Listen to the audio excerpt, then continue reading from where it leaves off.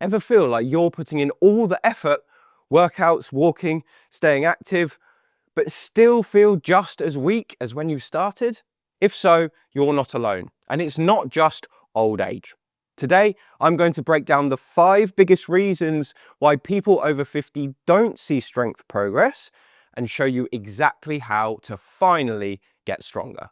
This video is for anyone over 50 who's been exercising for a while, but they just feel they aren't getting anywhere with it. Now, when I meet someone in this situation, there are typically a few reasons why this might be the case. Let's investigate them one by one. The first big reason for a lack of progress is only doing low-intensity exercises, also known as too easy to matter. Now, this is by far one of the most common reasons I see for people over 50 not progressing. But before you dive in and make your exercises harder, watch until the second mistake, because I've got something big to reveal. While crushing workouts are not a prerequisite for getting stronger, your workouts have got to be at least somewhat hard. If you're getting to the end of a set and you did 10 reps, but you could have done 20, that's way too easy and nothing is going to happen. Your body is an adaptation machine and it needs a challenge in order to improve. If you don't challenge it, it just stays the same. Here's the sweet spot. At the end of each working set, just keep 1 to 3 reps in the tank. We call these reps in reserve. That means every set should be about a 7 or an 8 out of 10 on the toughness scale. Now, if you want the best chances of progressing throughout your life and getting stronger with age, one of the best things you can do is take my Stronger for Life roadmap. It's 100% free and it will give you the exact exercises you should be doing for your specific level of strength and mobility. You can get your copy by following the link in the description box below this video. The second reason you might still be feeling weak is because maybe you're not giving your muscles enough time to recover. Now, remember how I said earlier, listen carefully before you dive in and actually just start increasing your exercise? Well, that's because in my audience, I reckon I've got a 50-50 split between 50% of people who probably aren't working hard enough and need to do more, but the other 50%, they are already pushing too hard and could actually benefit from backing off a bit. So if you always feel tired, if you never quite feel recovered, and you kind of lost the motivation to keep exercising, listen up because this might be for you. And this fact actually becomes more important as we get older. Because of changes to your muscle and connective tissue, they actually take longer to recover than when you're in your teens and your 20s. Look, imagine if your muscles are like a battery, and when they're fully recovered, they're a fully charged up battery like this. And every time you exercise, what happens is you drain a little bit of that battery. So let's say you've drained it about a third of the way with a bout of exercise. Now, if you rested for a couple of days and then you exercised again, that couple of days rest has allowed the battery to recharge back up to full charge. But the nice thing about this process is that as you exercise, every time it recharges, your battery becomes just a little bit bigger. So that's how you get more and more progress over time. So people who train lots and allow themselves to recover, not only does their battery get back up to full charge, the battery itself also increases too. But contrast this with someone who doesn't allow their muscles to recover between workouts. They drain their battery the first time they exercise. It recharges a little bit, but then they exercise again, doing the same kind of things the next day. It drains again, so it drains actually further this time. And again, the cycle repeats. They don't allow that recovery. They exercise again, it drains again. And before they know it, the whole battery is empty. And when your battery is empty, that's when you feel weak. That's when you don't want to train anymore. And that's when you just feel like you're not recovering from exercise. And when you get all the way down here, that's when your risk of injury skyrockets. It dramatically increases. So we want to avoid this from happening. So the key here is to allow your battery to recharge between sessions, because if you do that, it's going to fill back up again with this green juice right to the top, and you'll be ready to go again. And one of the key ways we do that is to take 1 to 3 days off between exercise when you're working the same muscle group. So if you worked your legs on the Monday, wait until at least Wednesday or Thursday before hitting that same muscle group again.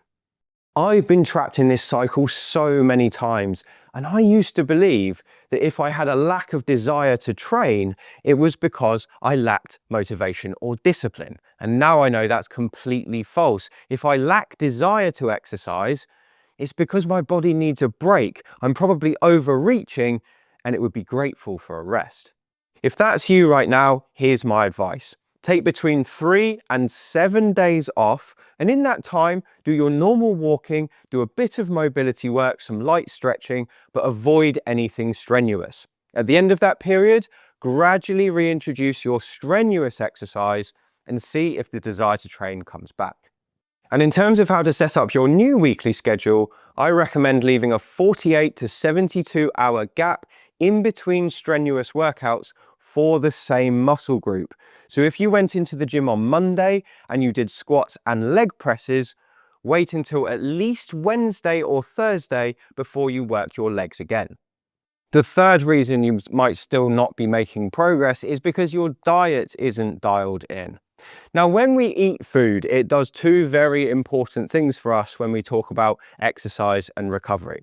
The first thing it does for us is it provides us with fuel. It's the energy source to keep us moving. And most of that fuel comes in the form of either carbohydrates or fat. Okay, so I'm just going to write carbohydrate here, /fat. And then the other thing that food does for us is it provides the building blocks for our muscles to recover. And the primary source of these building blocks is protein. So carbohydrates and fat provide us with energy, and protein provides us with the building blocks to rebuild. Now, if you take this fuel and you take these building blocks and you give them to the cells in our body, okay, and we think of the cells as builders. So let's draw a little man there, give him a little hard hat just to make sure he's nice and safe. Now, if this builder can take the fuel and he can take the building blocks, he can get to work in rebuilding the house that you've quite rightly broken down with exercise, because that's how the body improves. You break it down with exercise, your body's cells use fuel and building blocks to build it back up, and that's how you get stronger.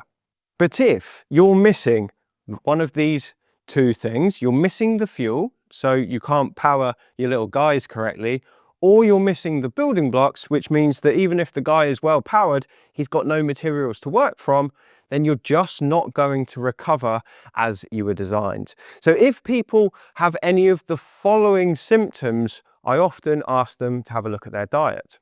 So the first thing I ask people about is exhaustion. Do you feel absolutely exhausted all the time, especially before your workout? So if you get into the gym, you're like, oh, I'm exhausted before I even start, then this could be you. Now, the solution from a dietary point of view for many people with this is to ever so slightly increase your carbohydrate intake before the workout. So if you feel tired before you even get into the gym, a banana or some oats, provided you can tolerate them, can be a really good way to bump your energy up to make sure you can get over that exhaustion hump. The second thing I ask people about is soreness. Now, are you getting into the gym? You're working out okay. It feels pretty good when you do it, but it takes you 3, maybe 4 days for those muscle aches to go away. And then when you get back into the gym afterwards, you still feel like you're not fully recovered because of the soreness. That might be a lack of protein. So the solution to this is to check your protein intake. And for most people, 1.4 to 1.6 grams of protein per kilogram of your body weight per day is about the right amount to shoot for if you're training hard and you want to optimize your recovery.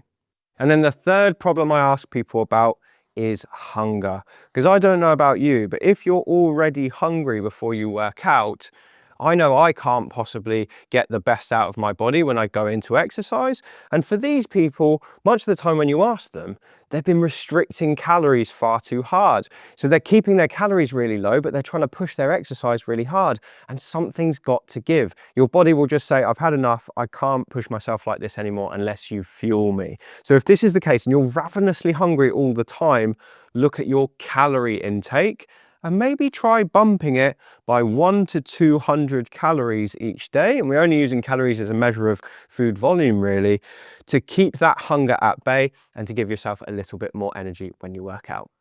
The fourth reason for a lack of progress is hormonal decline. Now, this one is almost always missed. And as we age, both men and women go through changes to their hormone levels that can affect your recovery from exercise.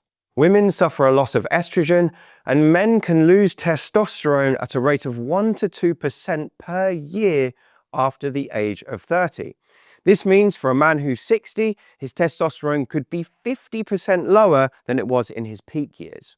Now, there are absolutely things you can do to support the natural production of hormones. Things like diet, exercise, and sleep. Getting those things dialed in can make a big difference. If you'd like a specific video on this topic, please drop a comment below and let me know.